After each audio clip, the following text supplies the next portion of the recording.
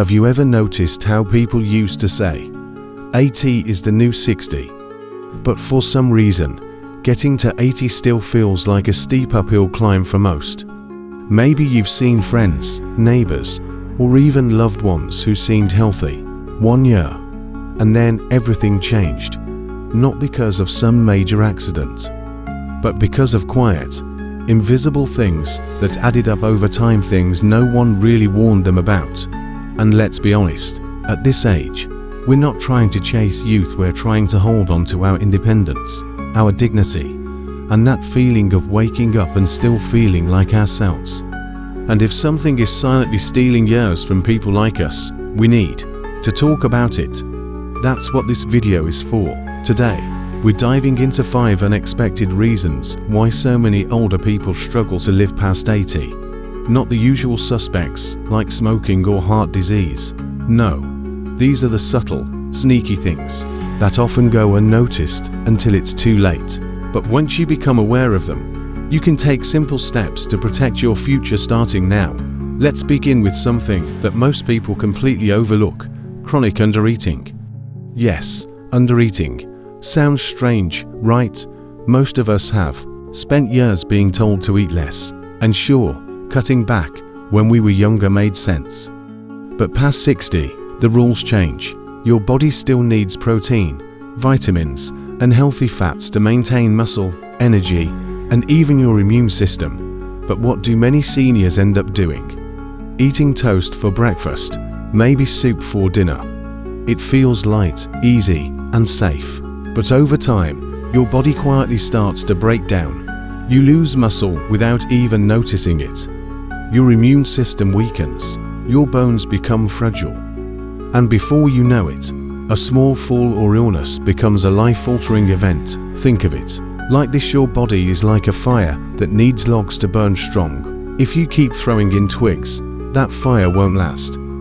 So, if meals have become smaller or less interesting lately, that's not just a nutrition problem, it's a silent threat to your longevity. Now, let's talk about something even more invisible: low grade loneliness.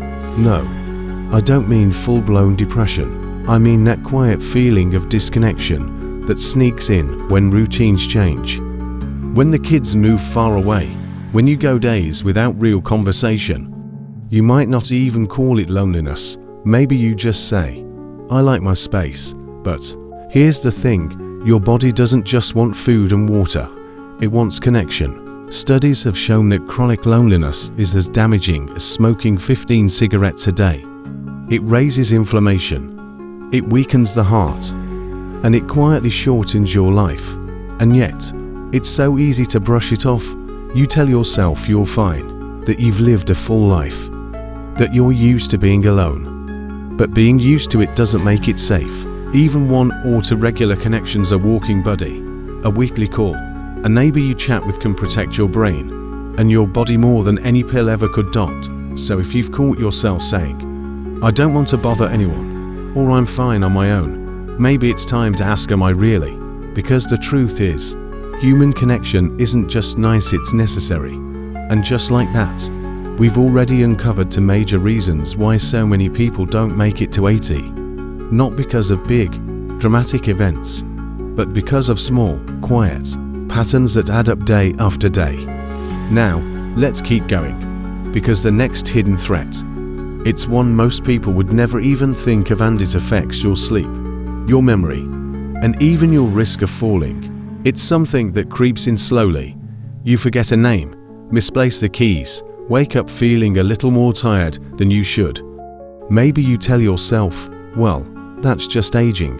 But what if I told you that one of the biggest threats to living past 80 isn't your memory, your heart, or your joints, it's poor sleep quality? Not just insomnia or tossing and turning. I'm talking about broken, shallow sleep that never truly lets your brain and body recharge. You might not even realize it's happening. You fall asleep watching TV, wake up 3 or 4 times at night, maybe use the bathroom more often. But what's really happening is this: your brain is being starved of deep rest, and without that, your immune system weakens. Your risk of dementia climbs, your blood pressure stays high, Even your balance and coordination suffer. That's why falls become more common. Not because your legs forgot how to walk, but because your brain is tired. Now here's what most people get wrong. They try to fix sleep the wrong way: sleeping pills, long naps during the day, or lying in bed for hours hoping to drift off. But what your body needs is rhythm, gentle, predictable routines. Dim the lights an hour before bed. Cut screen time at night. Try a warm drink like chamomile or golden milk. And if you do wake up at 2 a.m., don't lie there worrying. Get up, walk a bit, read something calming. Let your body reset naturally. It's not about more hours in bed, it's about better quality rest. And now, let's touch on something that feels harmless, but quietly chips away at longevity: living without purpose. This one is hard to spot, because it doesn't hurt like a broken hip or ache like stiff joints. It shows up as boredom, numbness, a feeling that every day is just the same. You're no longer working. The kids don't need you like they used to. Maybe you've already checked off everything from your bucket list. So, now what? Here's what most people don't realize. The human brain needs meaning as much as it needs oxygen. When you have a reason to get up in the morning, even a small one, your body responds. Your energy shifts, your immune system strengthens, your heart beats stronger. People who live past 80 often have one thing in common: they feel needed. Not in a grand, dramatic way, but in simple things. Feeding the birds, calling a friend who's struggling, tending to a garden, writing down family stories. The sense that you still matter, that you're still part of something bigger than yourself, that keeps you alive longer than any medication. But when purpose fades, so does vitality. Days blur together. You stop moving as much. You talk less, you eat less, and the body starts to follow that invisible cue. Maybe it's time to slow down. Maybe it's time to stop. But it doesn't have to be that way. And if no one has told you this lately, let me be the one. You are still needed. Your wisdom, your kindness, your story. Even if you don't see it yet, someone out there will be better off because you stayed in the game. So now we've looked at undereating, low-grade loneliness, poor sleep, and a fading sense of purpose. Quiet forces, easy to ignore, but powerful enough to steer the course of your life. There's one more to go, one final, deeply underestimated reason why many people never make it to 80. And it has to do with movement, not the kind you think. Movement. It sounds simple, right? We've all heard it. Keep moving or you'll lose it. But here's the part no one really talks about. Too much of the wrong kind of movement can quietly wear you down, and too little of the right kind can make you frail faster than you ever imagined. You see, as we age, our bodies become incredibly sensitive to how we move. Long walks may feel good, but if that's all you do, you might be overusing the same joints and underusing the muscles that actually keep you upright, balanced, and protected from injury. And on the flip side, spending too much time sitting, whether it's in front of the TV, reading, or even just resting, starts to send signals to the body that say, you don't need strength anymore. And so, the body obeys, muscles shrink, bones weaken, reflexes dull. Here's where it gets tricky. Many older adults think movement means going on long walks or doing chores around the house. But what your body really needs to thrive after 60 are short, intentional movements, gentle strength training, balance work, and stretching that keeps the core strong, the spine aligned, and the joints stable. Not hours at the gym, just 10 to 15 minutes a day of focused movement that reminds your body, I still need you. Think of it like tuning a piano. You don't need to play loud or fast, you just need to keep it in harmony. That's what mindful movement does for your body.